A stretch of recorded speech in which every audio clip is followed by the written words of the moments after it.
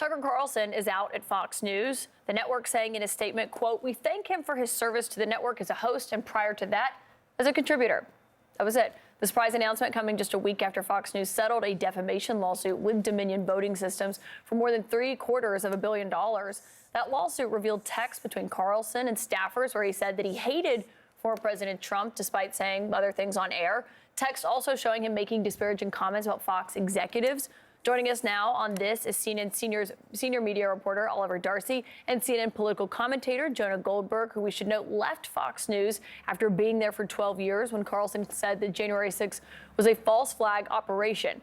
Thank you both for being here. And Oliver, I think the question this morning that even Tucker may be asking himself is, why? Why now? Yeah, why is the big question? And that's just unclear, to be honest, at this point in time. I think it's impossible to disconnect the decision for Fox News from the big Dominion settlement last week. I mean, that was a massive settlement, $787.5 million they had to pay out to Dominion. It's unclear exactly, though, what part of that lawsuit, I think, factored into Carlson's ultimate firing at Fox News. There are a number of factors that could have factored in, but it's unclear exactly what was its undoing as related to that lawsuit. But we should keep in mind that the Murdochs had stood by Carlson through everything. I mean, he made white nationalist remarks on Fox News, they stood by him. He made anti-immigrant remarks, they stood by him. He promoted conspiracy theories about the COVID vaccines, they stood by him. He promoted conspiracy theories and trutherism about the January 6th attack, they stood by him. He sowed doubt about the 2020 election, and they stood by him. So something changed in their calculus,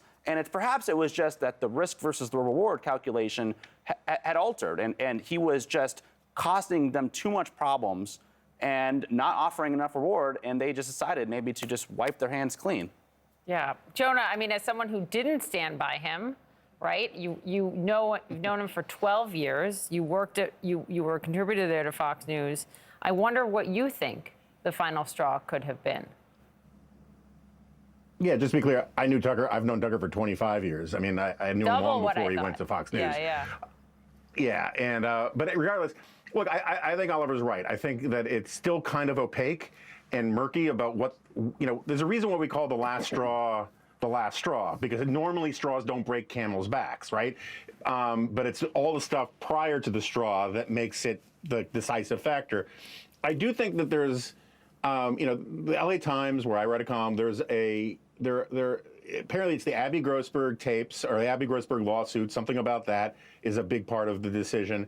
And also something about the Ray Epps episode on 60 Minutes, which sort of debunked Tucker's false flag operation stuff. And I think that one of the things that a lot of people don't understand is that Tucker's shtick, where he called January 6th this false flag thing, where he leans into all these conspiracy theories, that's actually related to the Dominion suit in a sort of weird way, insofar as that whole idea of respecting the audience. If you follow that logic, where you say, well, we should tell the audience what it wants to hear, well, why go half-assed with that? Go all in, right? And that's what Tucker did, is rather than just say, oh, maybe there's something to this Dominion thing, he said, no.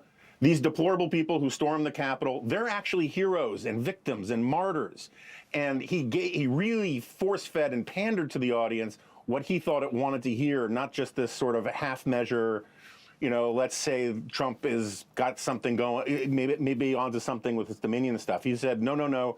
Let's take the worst things about Trump and January 6th and turn them into positives for us, because that's what the audience really wants to hear. Well, and the thing about that is it's a really big audience, Oliver. I mean, he was one of the highest rated anchors that they had. And I think that's why, it's the front page of the New York Times and the Washington Post. It was your A1 in your newsletter. And so the question is, what does that look like going forward? Because obviously, I've heard from people in Trump world, they're stunned by this. He was a big, any conservative, if you wanted to be a successful Republican, you had to go on his show, essentially, people felt. I think there are two questions about what's next. What's next for Fox News and what's next for the Republican Party moving forward? For Fox News... What does it mean for the Republican Party, I think? Well, I think for the Republican Party, you had Tucker Carlson, who really shaped the modern-day GOP, and he pushed it to the extremes. I mean, Tucker Carlson was not your average conservative. He made Sean Hannity looked fairly moderate on a lot of positions. He was an extremist, and he whipped the Republican Party in that direction. And so without him doing that, without GOP lawmakers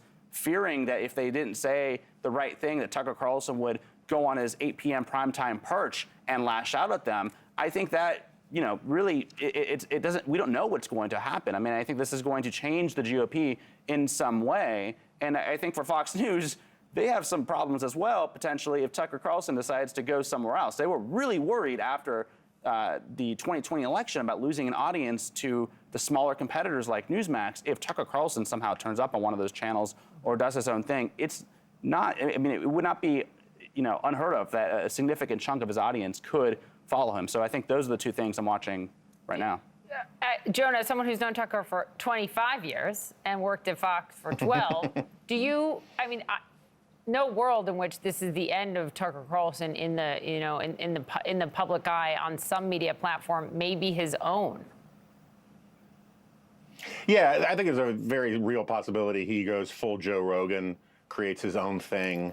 Then he gets to do things on his terms. He will definitely want to get the last word, or at least get his version of events. He may be in need of lawyering up right now because of the Grossberg stuff. Who knows? But I think it's absolutely true. We haven't seen the last of Tucker Carlson. I do think it's important, on this Republican Party question.